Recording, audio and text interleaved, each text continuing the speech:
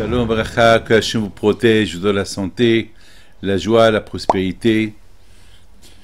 Mercredi soir, nous sommes avec les d'Hachem à quelques semaines de l'Aïloula du Tzaddik Rabbi Chaim Pinto Essaouira. Et Baruch Hashem, cette semaine, Baruch Hashem, nous avons fait l'Aïloula de mon père Alav Shalom à Ashdod. Et Baruch Hashem, le mois d'Elul, c'est le mois qu'on doit s'approcher vers Hashem de plus en plus. Pourquoi? Parce que on approche le jour du jugement, Rosh Hashanah. Mes amis, il faut savoir une chose. Quelle est la raison pourquoi le mois de Elul, il est tellement important? Il y a les slihot, on se réveille le matin pour faire le chauffard et faire les slihot. La nuit, il y a ceux qui font les slihot à minuit, il y a ceux qui font les slihot le matin, il y a ceux qui font les slihot à 1h à 2h de l'après-midi. Et enfin, les slihot, on peut les faire tout le temps. Il faut demander au rabbin les horaires, quand est-ce qu'on peut les faire. Mais on peut les faire quand on veut. Mais les vrais slihot, c'est après minuit et tôt le matin. C'est les vrais slihot. Qu'est-ce qu'il y a de spécial dans ce mois de Elul, qui a les slihot, on fait teshuva, on retourne vers Hachem, on donne la tzedaka. Enfin, vous savez que à Essaouira au Maroc, on sentait le mois d'Elul. Ces 30 jours du mois d'Elul, on les sentait. Les synagogues étaient pleines. Et je sais pas, on sentait qu'il y a quelque chose qui se prépare. Chose qu'on ne sent pas à Pessah. On ne sent pas ça à Matan Torah, à Shavuot. Un mois avant Shavuot, on ne sent pas Matan Torah. On ne sent pas qu'on va recevoir la Torah. La fête de Sukkot, on ne la sent pas. Enfin, un mois avant Sukkot, on ne sent pas la fête de Sukkot. La fête de Purim, un mois avant Purim, on ne sent pas la fête de Purim. Hanouka, un mois avant Hanouka, on ne sent pas la fête de Hanouka. Qu'est-ce qu'il y a de spécial que le mois de Elul, c'est un mois important pour de faire teshuva. C'est quoi? Pourquoi le mois de Elul, on doit faire teshuva? Pourquoi Hachem, il n'a pas fait qu'on fait teshuva le jour de la fête, le jour de Rosh Hashanah? Le jour de Rosh Hashanah, c'est le jour que on revient vers Hachem. Si toute l'année on était loin d'Hachem, alors le jour de Rosh Hashanah, on retourne vers Hachem, on fait le chauffard. Pourquoi le mois d'Elul? Mes amis, il faut savoir une chose. Il faut l'expérience. Et l'expérience, je vais vous la dire. Vous savez que à Rosh Hashanah, c'est le jour du jugement. Tous les malheurs qu'on a eus cette année, ça s'est décidé à Rosh Hashanah. Il se peut qu'il y ait eu des milliards de malheurs plus qu'il y a eu cette année. Mais plus ou moins, lorsqu'on prie, les 3/4 des mauvaises choses, ils sont annulés. Et si on aurait bien prié à 100%, peut-être on aurait eu une très très très bonne année. Alors si on a eu des problèmes cette année, alors tous les problèmes, ça s'est décidé à Rosh Hashanah. À Rosh Hashanah, c'est décidé qui va vivre, qui va mourir, qui va être riche, qui va être pauvre, qui va être en bonne santé, qui va être malade, qui va se marier, qui va divorcer, qui va avoir des enfants, qui ne peut pas avoir des enfants, qui va avoir un accident, qui ne va pas avoir d'accident. À Rosh Hashanah, tout se décide. Moi, je vous dis quelque chose. J'ai fait 2 rêves à Rosh Hashanah. Le premier jour, le deuxième jour, je vous donne la parole d'honneur. J'avais peur de ces rêves-là. Et je les ai racontés à la synagogue. Et malheureusement, ils se sont réalisés, mais pas à 100%. Ils se sont réalisés à 10%. Mais il y a eu, on dit toujours que un rêve, il y a toujours un peu de faux dans le rêve et un peu du juste dans le rêve. Alors, pour vous dire que Rosh Hashanah, c'est pas de la rigolade. Rosh Hashanah, c'est le jour du jugement. Alors, j'ai passé une expérience. J'étais convoqué chez un juge 2 fois dans ma vie. Et avant que je me suis présenté devant le juge, je devais présenter tous les papiers nécessaires que j'avais besoin pour me défendre. Bien sûr, j'avais avec moi mes avocats. Bien sûr, j'ai Dieu, parce que il fallait que je prouve mon innocence. Bien sûr, j'avais peur. Qu'est-ce que vous croyez? Lorsqu'on est devant un juge, on a peur. Parce que le juge, il peut mal me comprendre aussi. Ou bien, peut-être, il peut mieux me comprendre. Eh bien, il va mieux me juger. Eh bien, là, c'est une expérience que j'ai eue. Alors, mes amis, la fête de Rosh Hashanah, c'est la fête. C'est pas une fête. On l'appelle une fête. Pourquoi on appelle une fête? Parce qu'on a confiance en Dieu. Mais au fait, c'est le jour du jugement. On l'appelle Rosh Hashanah.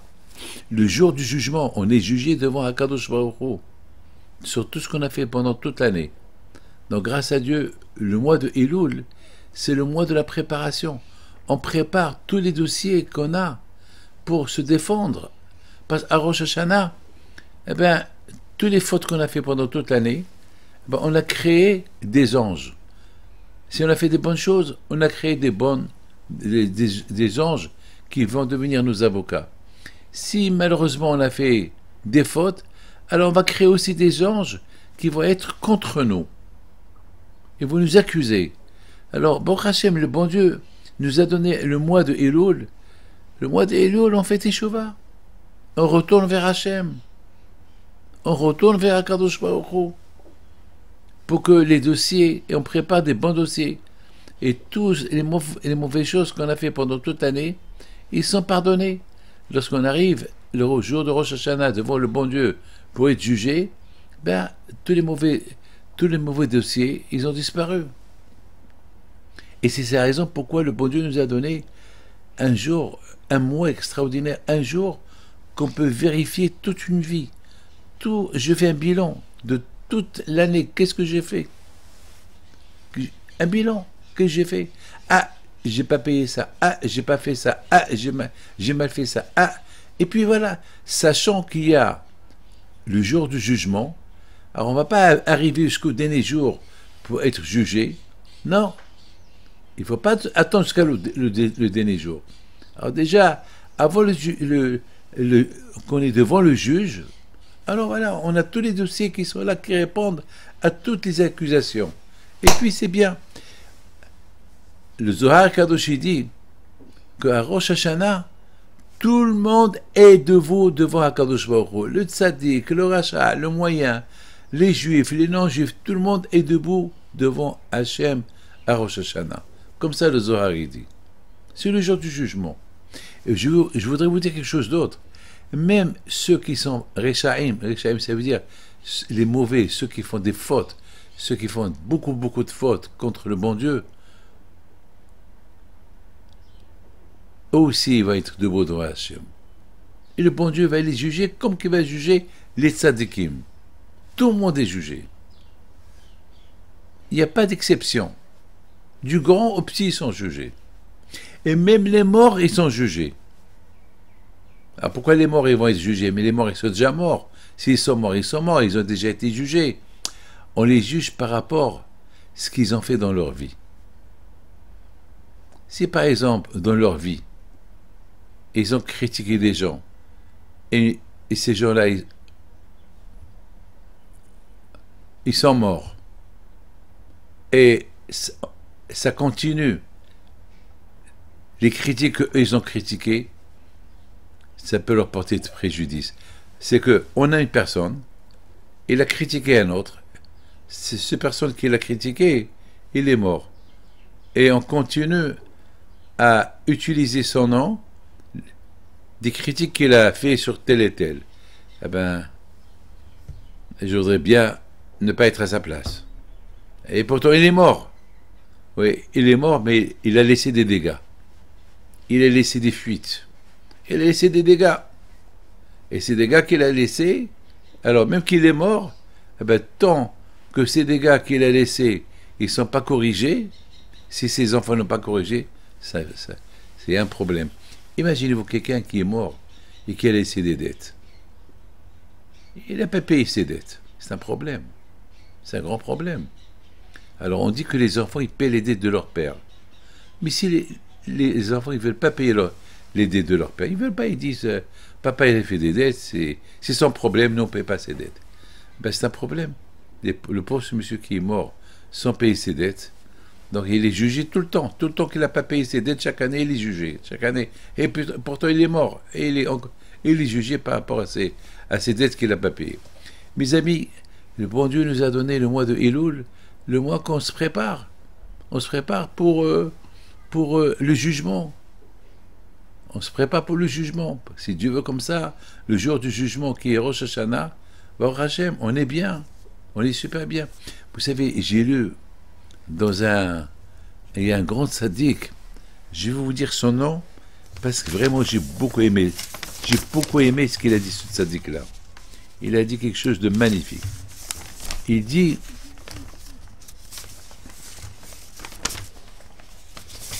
que le mois de... Il dit comme ça, il dit que c'est Rabbeinu Yeroham Leibovitch, à la Vachem, qui dit ça. Il dit, venez, on va réfléchir un peu.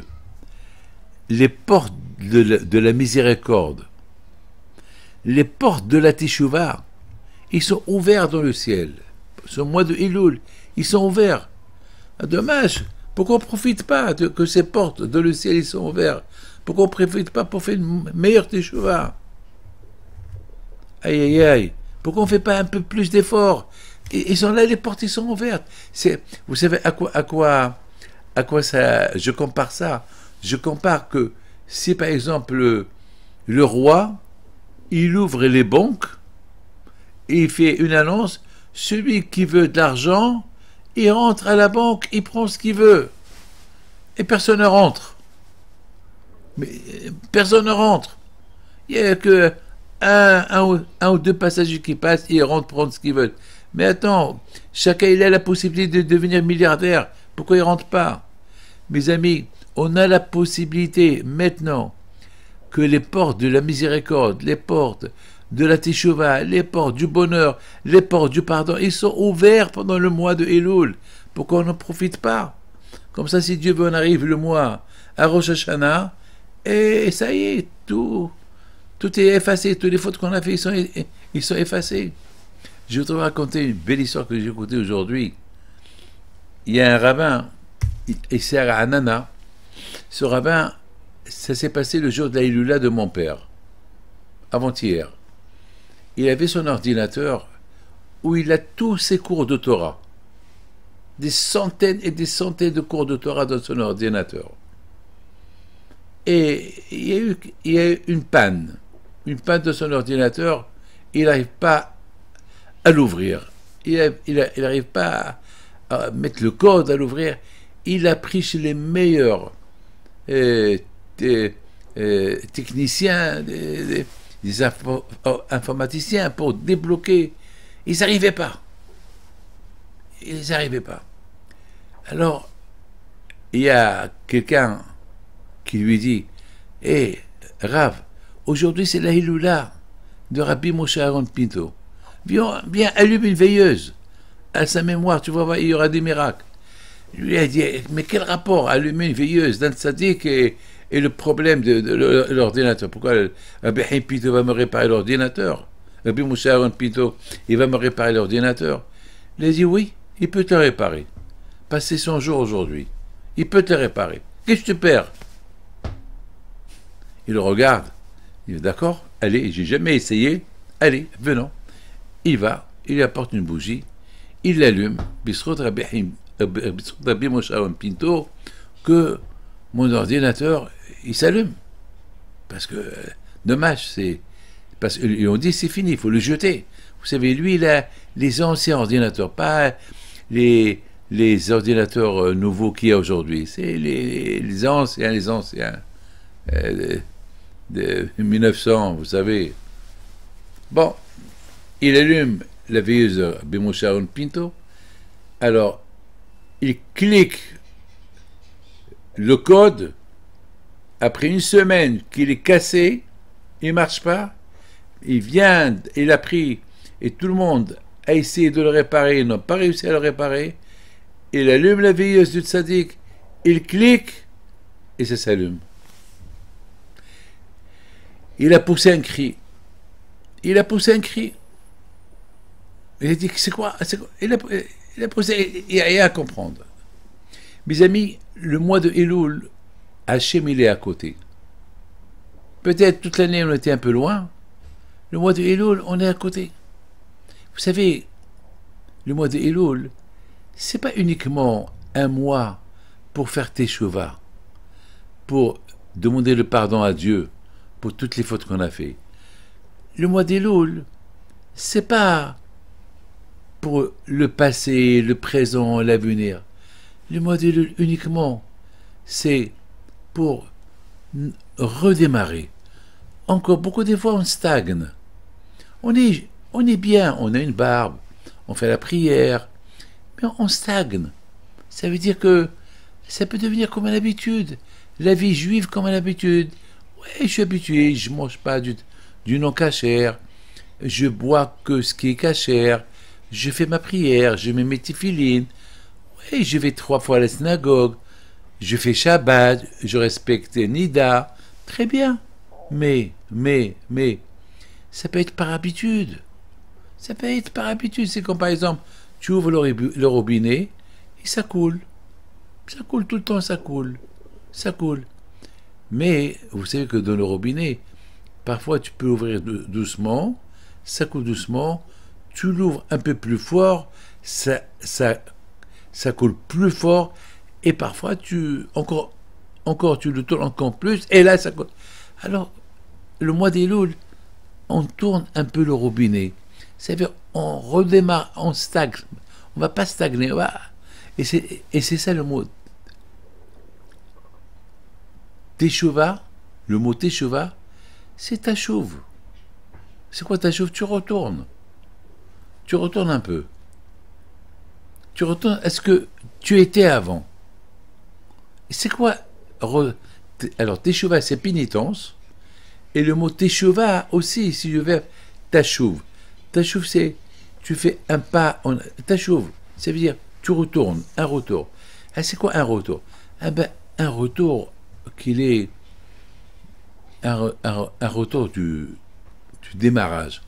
N'oubliez pas que lorsqu'on a reçu la Torah, Hachem nous a dit Anochi Hachem Elokecha.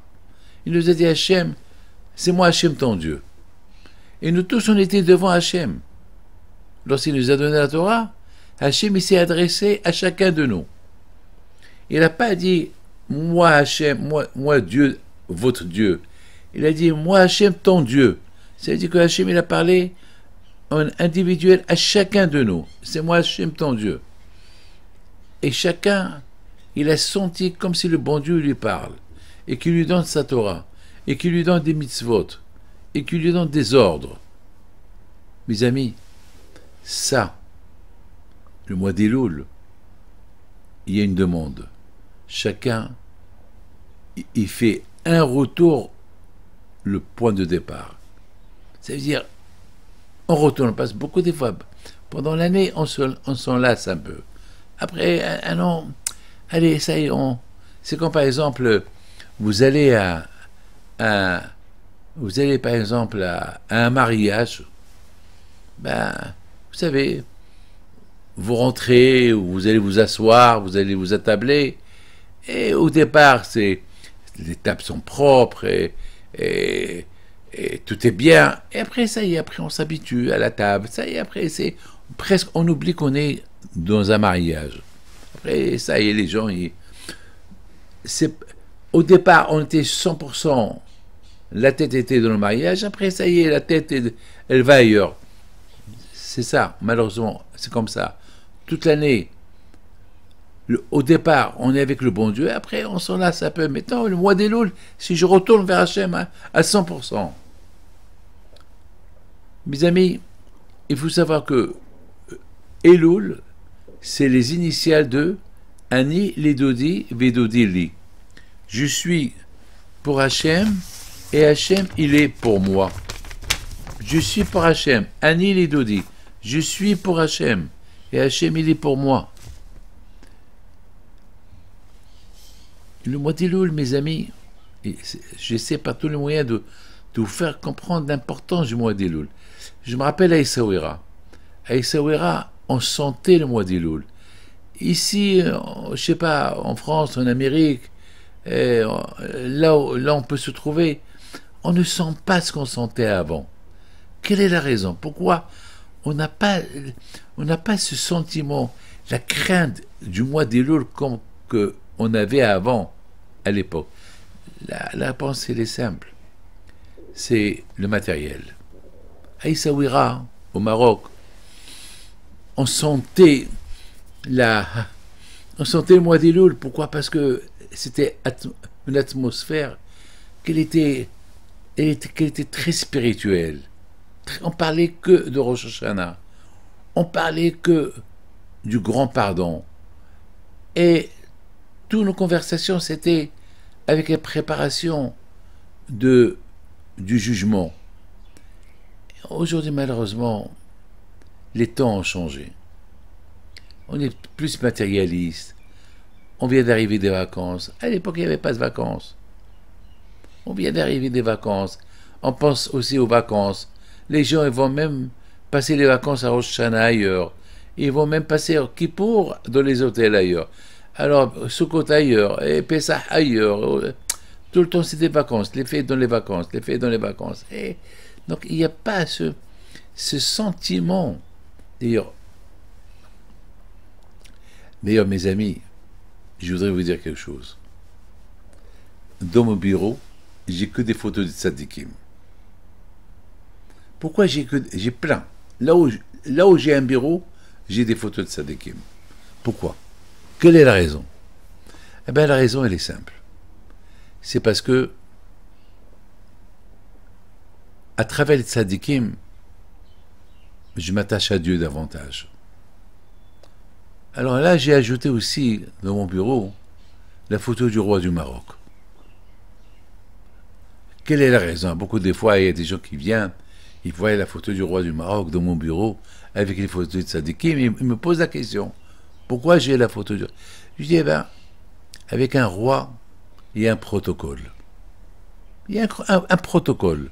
Tu ne peux pas rentrer chez lui quand tu veux, tu ne peux pas lui serrer les mains quand tu veux, tu ne peux pas lui parler quand tu veux, tu ne peux pas marcher devant lui.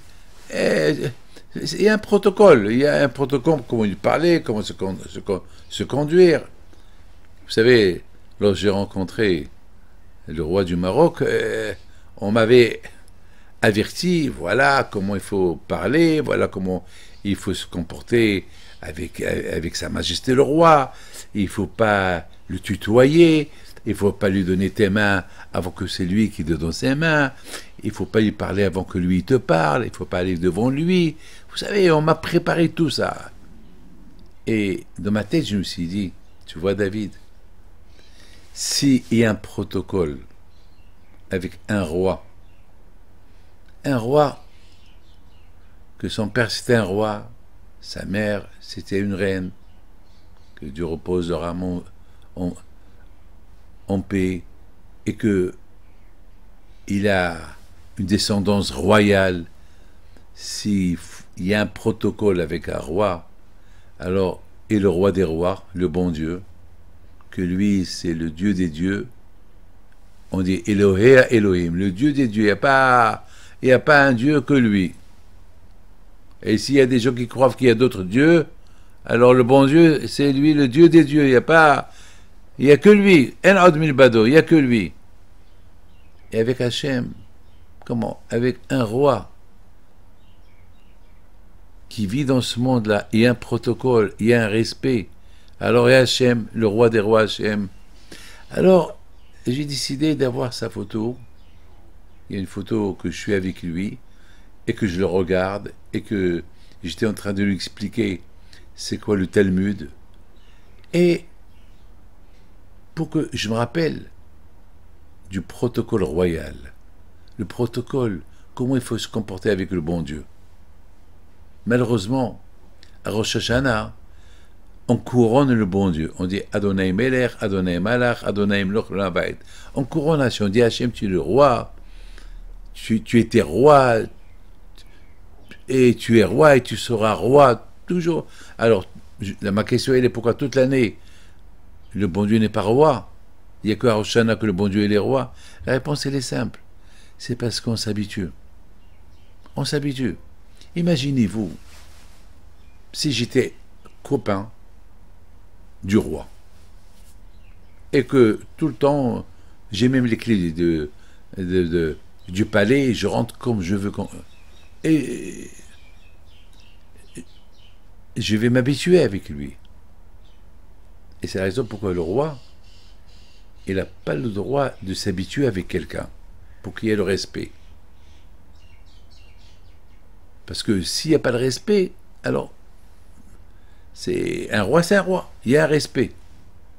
Quand le bon Dieu a fait à ce que le roi il soit au-delà de tout le monde. Donc, il faut qu'il y ait un respect. Donc le roi aussi, il doit se faire respecter pour qu'on le respecte. Le bon Dieu, malheureusement, le bon Dieu, on ne le respecte pas. Même que Hachem il fait tout pour qu'il y ait un écart entre lui et nous, pour qu'on puisse le respecter, mais on oublie le protocole. On oublie le protocole. Alors on ne le couronne pas chaque jour comme il faut le couronner. Alors grâce à Dieu, le bon Dieu nous a donné le mois d'Elul. On se prépare le mois d'Elul pour bien couronner le bon Dieu. Et on le couronne à Rosh Hashanah. Donc ça veut dire que le mois d'Elul, il est important. Vous savez que Elul, Loul, c'est du verbe la cage. En hébreu, on appelle la cage Loul. Qu'est-ce qu'il y a dans une cage? Dans une cage, il y a des poulets. Et pourquoi les poulets, on les met dans une cage? C'est pour les prendre à l'abattoir. Lorsqu'on ouvre l'abattoir, lorsqu'on ouvre la cage, alors les poulets, il y a ceux qui vont vivre, il y a ceux qui vont mourir, il y a ceux qui vont se sauver. Mes amis, le mois d'Elul, le monde entier, il est comme s'il est dans une cage. Et à Rosh Hashanah, le premier jour de Rosh Hashanah, la cage, elle est ouverte. Ceux qui doivent vivre, ils vont vivre. Ceux qui doivent mourir, ils vont mourir. Ceux qui vont être riches, ils vont être riches. Alors il faut prier. Il faut prier pour qu'on soit inscrit dans le livre de la vie. C'est ça le mois. Elul, Elul, c'est du verbe loul. Loul, Aleph, loul. Aleph, c'est toi. Loul, c'est la cage. Toi, tu es dans la cage. Et à Rosh Hashanah, on t'ouvre la cage et toi et ta chance. À Bretagne, le mois d'Elul, on retourne chez Hachem. On retourne à la maison. Pendant toute l'année, peut-être on était loin d'Hachem. Le mois d'Elul, on retourne vers Hachem. On retourne à la maison. Ani l'Idoudi, Vidoudi, je suis pour Hachem et Hachem il est pour moi. Je retourne vers lui. Si toute l'année, j'ai stagné ou je me suis éloigné de lui, alors maintenant je suis maintenant avec lui, maintenant je retourne vers lui. Et lui aussi va retourner vers moi. Ou bien, retourner vers Hachem davantage, un peu plus. Ani l'Idoudi, un peu plus, c'est ça le mois d'Elul. C'est pas ce que j'étais l'année dernière, même que j'étais bien, mais je vais être un peu plus. Voilà mes amis. Le mois d'Elul, c'est le mois où on s'avance. On retourne vers Hachem. Et c'est pas dur, c'est facile. C'est facile. Comme qui dit le Passouk, c'est facile. Ne crois pas que c'est difficile. Un que demande de l'aide. Dis Hachem, je vais retourner vers toi. Et Hachem va t'aider pour retourner vers lui. Un qu'il faut demander. Nous tous, mes amis, on était présents au Mont Sinaï, tous. Et grâce à Dieu, on a reçu la Torah. Donc chacun de nous, il a Anochi, chacun de nous, il a entendu, lorsque Hachem lui a parlé. Et ça, on peut réveiller ça en nous quand on veut. Au moment que le bon Dieu a créé le monde, on était à côté de lui. On a vu comment le monde a été créé. Et on a vu comment il a créé Adam Arishon. On a vu comment Hachem a pris tous les âmes, et nous aussi inclus dans Adam Arishon. On a tout vu. Il y a un souvenir dans notre tête. Il faut rien qu'on a la volonté. Et vous savez, j'ai vu un garçon avant-hier, pendant les Slihot, un garçon qui était loin de la religion. Loin de la religion. Très, très loin. Il vient, vous savez, il vient de loin. Il a fait un accident. Sa voiture, elle est tombée dans un ravin. Et la voiture, elle était en l'air. Vous avez compris ce que je vous dis? Sa voiture, elle était en l'air. Lui, et avait sa fiancée avec. Sa copine, c'était même pas sa fiancée. Ça, ils habitaient ensemble. Ils se voyaient mourir, tomber presque 2000 mètres ou 3000 mètres. Alors, il dit à sa copine, il nous reste une seule chose, faire Shema Israël. Shema Israël, Adonai Eloheinu, Adonai Had. C'est la phrase qu'on lit 3 fois par jour. Et c'est la phrase, c'est quoi la phrase qu'il n'y a que Hachem, et Hachem il est unique. Shema Israël, écoute juif, n'oublie pas que Hachem il est unique, Hachem notre Dieu il est unique, il est un seul, il n'y a pas deux, il y a un. Alors elle lui dit, ça y est, on va mourir. Il dit, arrête de dire on va mourir. Il nous reste encore quelques secondes. Dis, Shema Israël. Et la voiture, elle est arrivée comme si elle est tombée sur la paille. Personne n'a compris. Personne n'a compris. Et alors, les gens, ils ont vu comment la voiture, elle volait comme un avion, elle tombe d'une vitesse, elle tombe doucement. Même la voiture, presque s'est pas cassée.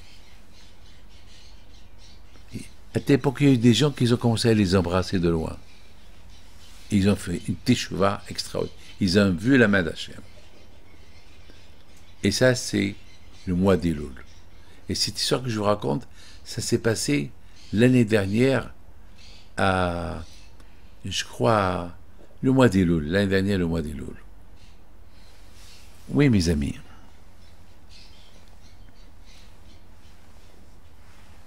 Chacun de nous, il a l'obligation de dire, si je ne fais pas quelque chose pour moi, qui va faire pour moi? Personne ne peut prier pour vous. Personne ne sait de quoi vous avez fauté. Alors chacun, il est concerné. Mes amis, je voudrais vous raconter une très belle histoire. Une très belle histoire.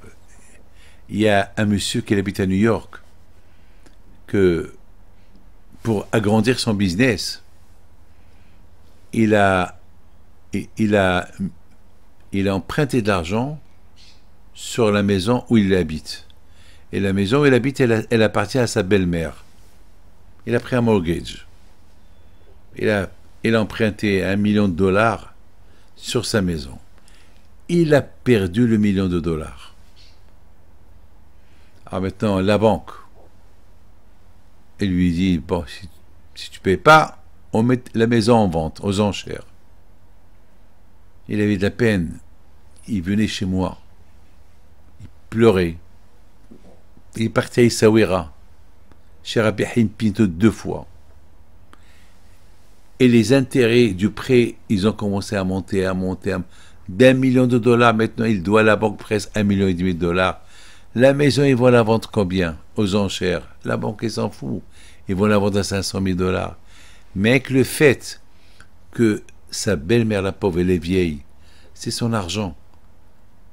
Comment elle va apprendre que son beau-fils lui a pris la maison il a emprunté l'argent sur sa maison, de chagrin, il va mourir. Et ce monsieur-là, il s'appelle Youssef. Ce Youssef-là, il est parti au Maroc 2 fois. Il priait chez Rabbi Haim Pinto. Rabbi Haim Pinto, je te demande, je ne sais pas quoi te demander, je sais que c'est impossible. Tu te demandes 1,5 million de dollars. Je sais comment tu vas me les donner. Comment le bon Dieu va me donner. Je sais pas. Je sais pas. 2, 3 fois.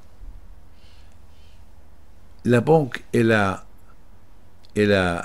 invité des gens pour vendre la maison aux enchères et personne n'est venu. Je ne sais pas ce qui s'est passé. Personne ne vient. Et pour lui, c'était un miracle que personne ne vient. 1 fois, 2 fois, 3 fois. Un jour, la banque, écoutez bien ce que je vous raconte, la banque elle-même, ils l'ont convoqué. Ils lui ont dit, bon, on va essayer de t'aider. On sait que tu n'as pas d'argent, tu ne travailles pas, tu es dans la zut, tu sais quoi, on veut essayer de t'aider. Il est tombé sur un juif qui a dit au banquier, moi je suis prêt à donner 500 000 dollars pour la maison. Vous êtes prêt à accepter mon offre?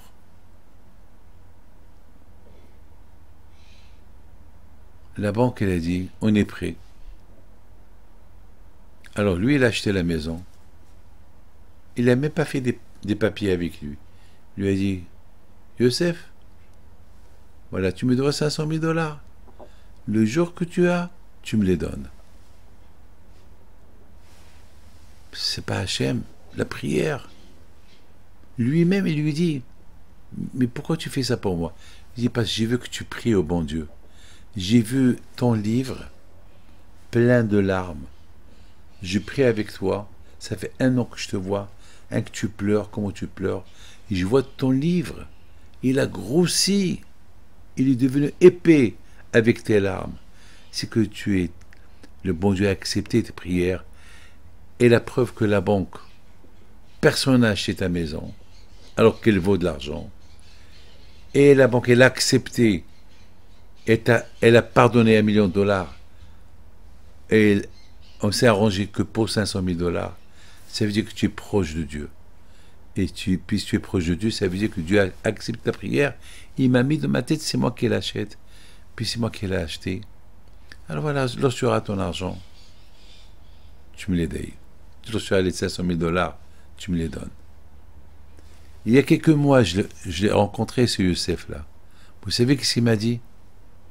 Il m'a dit, Rabbi David, que à Purim, il est venu chez moi pour faire les haïm avec moi. Il lui a dit qu'il a fait une très belle affaire. Et ce qu'il a gagné dans cette affaire, 500 000 dollars. Il a dit, je vais acheter cette affaire. Si je gagne 500 000 dollars, ça veut dire comme si tu me les as rendus. J'ai gagné 500 000 dollars. Donc, comme si tu m'as rendu. Et maintenant, moi, je vais te donner un peu d'argent pour redémarrer un business, un travail. Regardez mes amis, lorsque vous êtes proche d'Hachem, Hachem il est proche de vous. Et les meilleurs moments d'être proche d'Hachem, c'est le mois de Elul. Le mois de Elul, il est proche. Il est proche. Alors moi je lui ai posé une question. Je lui ai dit, lorsque tu es allé à Essaouira chez Rabbi Haim Pinto, qu'est-ce que tu demandais? Il a dit, je demandais une seule chose. À Rabbi Haim Pinto qui demandait à Kadosh Baruch Hu, que je ne veux pas que ma belle-mère, elle lui arrive quelque chose, parce que je lui fais de la peine.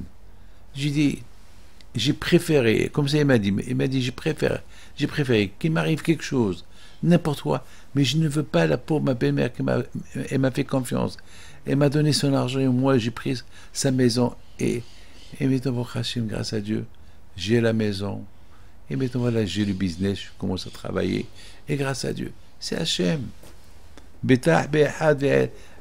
Et confiance en Akadosh Baruch Hu. Mes amis, il faut savoir une chose. Il y a une femme Elle me dit comme ça. Elle m'a dit, ça fait 12 ans que je prie à Hachem pour que j'ai des enfants. Je suis parti chez Rabbi Hampido et je lui ai dit, ça fait 12 ans que je n'ai pas d'enfants. Vous savez que la de Rabbi Hampido, c'est le mois d'Elul. Le mois d'Elul, c'est le meilleur mois que tout le monde est proche d'Hachem. Pourquoi? Parce que on est convoqué à Rosh Hashanah chez le grand juge. Et le grand juge, c'est le bon Dieu. Donc déjà, on est dans l'atmosphère du jugement. On se prépare. On sent la justice. Vous savez que cette femme-là, lorsqu'elle était sur la tombe du tzaddik, elle a dit comme ça, elle m'a dit, elle a parlé avec Rabbi Hampido. Elle a dit, si nous, dans ce monde-là, le mois d'Elul, on est proche d'Hachem, alors toi, Rabbi Hampido, tu es avec lui dans l'autre monde, tu es encore plus proche d'Hachem. Alors dis-lui que j'ai pas d'enfant. J'ai pas d'enfant. Et Baruch Hashem, cette femme-là, aujourd'hui, elle a 6 enfants. 6 enfants. Maintenant, elle veut une fille. Alors, elle a dit qu'elle va encore chez Rabbi Hampido. Chaque fois, elle a... Elle fait plus. Elle dit Hachem, basta, je veux plus de garçons, je veux une fille. Mes amis, l'Aïmouna, il y avait quelqu'un qui me raconte. Il y avait quelqu'un à Rabotaï qui m'a raconté une histoire. Il m'a dit qu'il avait l'allergie. Il a tout fait, le pauvre, pour que cette allergie, elle s'en va. Et il n'a pas. Et le pauvre, il souffre. C'est incroyable. Il est parti chez Rabbi Hampido. Il a pris une bouteille d'eau. Il l'a mis sur sa tombe. Il dit, Rabbi Hampido, cette bouteille-là, je vais la boire pendant 40 jours. Après 40 jours, je vais jeter tous les médicaments. Ça y est. Et c'est ce qu'il a fait.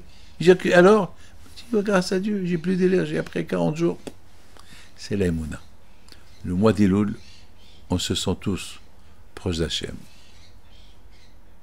Mes amis, tout à l'heure, vous allez voir un petit vidéo de l'Eloula de mon père Alav Shalom.